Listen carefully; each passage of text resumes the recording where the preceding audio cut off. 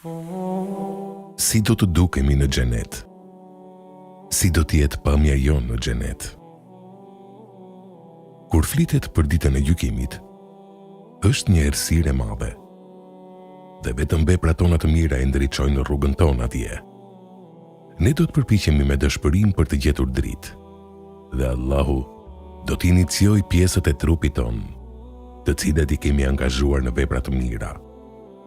Kjo është dita e gjykimit, kur është errësirë, por xheneti nga ana tjetër nuk ka asnjë errësirë.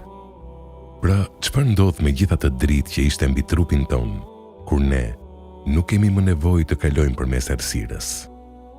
Kur hyjmë në xhenet, ajo dritë bëhet shtesë e bukurisë në të njëjtat pjesë të trupit tuaj. Kështu, edhe pse nuk keni më nevojë për dritë për të parë, bukuria e atyre veprave të mira do të qëndrojë tek ju për jetë, për të gjithë në xhenet që ta shohin. Disa do të jenë më të bukur në disa mënyra se të tjerat, por të gjithë do të jenë të bukur në xhenet dhe nuk do të ndjejnë ndonjë mungesë të bukurisë, sepse xheneti është një vend ku askush nuk ndihet i lënë jashtë. Kur profeti paqja e Zotit qoftë mbi të, flet për fytyrën tonë në ditën e gjykimit, ai thotë se ajo është e ndriçme sa imani, besimi ynë. Grupi i parë i njerëzve që hyjnë në xhenet do të kenë fytyra si hëna e plot. Ashtu si vetë profeti alayhis salam është përshkruar me fytyrë si hëna e plot në këtë jetë. Forma jonë në xhenet do të jetë shumë ndryshe dhe është e vështirë ta kuptosh plotësisht. Profeti alayhis salam thotë se populli i xhenetit do të ngrihet në formën e Ademit, 33 vjeç, pa qime në trup, dhe sy do të vezullojnë nga misku. Për sa i përket gjatësisë tonë, profeti alayhis salam ka thënë se çdo person që futet në xhenet do të jetë në formën e Ademit alayhis salam, i cili ishte rreth 30 metra i gjatë. Do të jemi të gjithë në të njëjtën gjatësi dhe në të njëjtën moshë. Në këtë jetë, mosha 33 vjeç është përshkruar nga profeti si kulmi i moshës. Edhe pse mosha 33 vjeç në këtë jetë është koha më e mirë, në xhenet nuk ka të njëjtin kuptim të moshës, sepse ka imperfeksione në çdo moshë në këtë botë, por në xhenet çdo gjë do të jetë perfekte. Ne do të jemi të gjithë në një moshë. Hyjmë në xhenet me lartësinë e Ademit, bukurinë e Jusufit dhe moshën e Isait, dhe duke pritur për shoqërimin e Muhamedit alayhis salam. Në një hadith të njohur, profeti alayhis salam bën një shaka me një grua të moshuar në lidhje me hyrjen e saj në xhenet. Kjo grua e moshuar i thot profetit: "O i dërguari i Allahut, lutju Zotit për mua që të më bëj prej banorëve të xhenetit." Profeti alayhis salam i thot kësaj gruaje të moshuar se gratë e moshuara nuk hyjnë në xhenet, duke bërë që ajo të qajë. Më pas, ai e qetëson duke i thënë asnjë grua nuk do të futet në xhenet duke qenë e moshuar, sepse gratë që besojnë në këtë botë do të kenë bukurinë e krijimit të tyre dhe bukurinë e adhurimit të tyre të shtuar në bukurinë e krijimit të tyre në xhenet.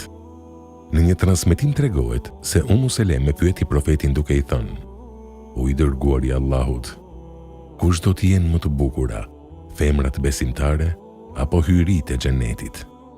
Dhe profeti alayhis salam i tha: "Femrat besimtare në këtë botë do të jenë më të bukura në xhenet se sa hyjrit e xhenetit, ashtu si kur ana e jashtme e një veshje është më e bukur se ana e brendshme e veshjes." Ummu Seleme thot: "Përse do të jetë kështu, o i dërguari i Allahut?" Profeti i thot: "Si shkak i namazit të tyre, i agjërimit të tyre dhe i adhurimeve të tyre. Kështu që femrat besimtare që do të futen në xhenet do të kenë bukurinë e krijimit të trupit të tyre të ri në xhenet dhe bukurinë e ibadeteve dhe adhurimeve të kryera në këtë botë."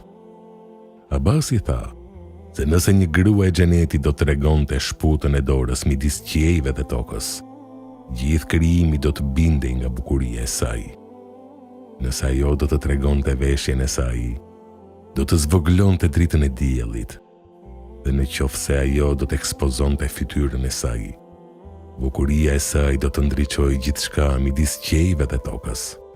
Kështu, bukuria jonë në xhenet, pavarësisht nëse jemi burra apo gra, është më shumë se sa kjo botë mund të duronte. Dhe ne të gjithë do të jemi më të bukur se kushdo tjetër që është parë në këtë tokë. Por nuk është vetëm bukuria, por dhe funksionaliteti i trupit që ndryshon. Profeti Muhammed, paqja qoftë mbi të, tha se njerëzit e xhenetit do të hanë dhe do të pinë, por trupat e tyre nuk do të kishin nevojë për proceset e zakonshme të tretjes, urinimit ose sekrecioneve të tjera. Profeti ka thënë se ne do të djersitim ose do të pështym misk. Dhe kjo nuk do të jetë në të njëjtën mënyrë, diçka ndodh në këtë botë, por në një mënyrë të kënaqshme për çdo. Përshkrimi i jetës në xhenet, siç është përshkruar nga profeti paqja qoftë mbi të dhe theksuar nga Abasi, shërben për të frymëzuar besimtarët me një vizion të një ekzistence që te kalon kufit dhe padijshmërinë e jetës toksore. Kjo nxit një dëshirë për bukurinë, gëzimin dhe perfeksionin e përjetshëm të premtimeve të atyre që punojnë për drejtësi dhe xhenet në botën tjetër.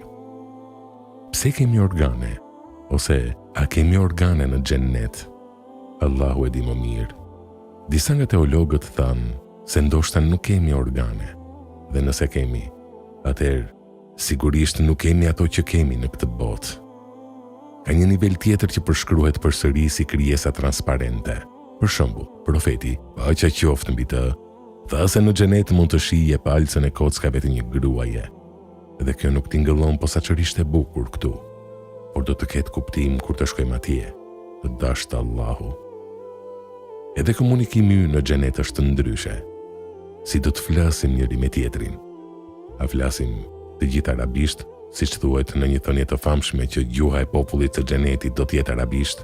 Ky nuk është një hadith, por disa studiues thanë se në atë pikë ndoshta të gjithë do të njihemi dhe flasim arabisht, dhe Allahu e di më mirë. Por ne do të jemi në gjendje të komunikojmë në mënyrë që të kuptohemi, dhe ka një formë të përbashkët të gjuhës midis banorëve të xhenetit.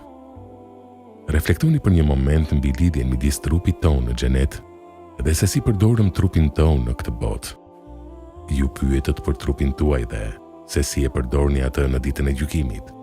Dhe plagët e besimtarëve shkëlqejnë me bukuri, ashtu siç bënin dikur me gjak në ditën e gjykimit, dhe të gjitha janë me parfum të bukur. Në këtë tokë, ne i lutemi Allahut me duan e famshme që Allahu të na zbukurojë karakterin tonë, ashtu siç ka zbukuruar krijesat e tij. Kështu që në xhenet, trupi jon do të jetë i zbukuruar si pasojë e karakterit që kishim në jetën e kësaj bote. Pra nëse ne fokusohemi në zbukurimin tonë të brendshëm në këtë botë, Allahu do të na shtojë bukurinë e jashtme në xhenet në mënyra që ne nuk i kemi imagjinuar.